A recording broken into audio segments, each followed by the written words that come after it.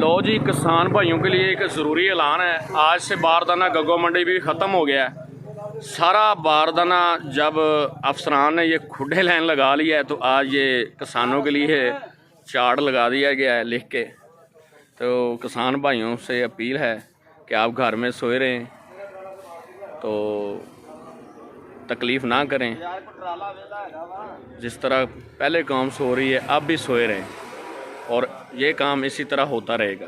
अभी तो गंदम शुरू हुई है और बारदाना ये ख़त्म हो गया। ये आप देख सकते हैं, बाहर से सारी गंदम आई है, कोई मल्तान से आई है, कोई राजनपुर से आई है, कोई हासलपुर से आई है, यजमान मंडी से आई है। भाई यजमान मंडी से आई है। और हमारे जो इलाके की गंदम है वो रेड़ियों पे आ रही है। वो देख सकते हैं, जो रेड़े हैं ना वो हमारे इलाके के हैं, इधर गग्गो मंडी के हैं। बाकी ये तमाम गंदम बाहर से आई है और हमें खुद नहीं पता, अफसरान को भी नहीं पता कि गंदम कहाँ से आ गई है। तो किसानों से अपील है कि आप सारे भाई इसी तरह सोए रहें, घरों में बैठे रहें, और आपकी गंदम ख़रीदने के लिए यहाँ कोई खलाई मखलूक आएगी। इन्होंने तो जो बारदाना खुडे लाइन लगा दिया है।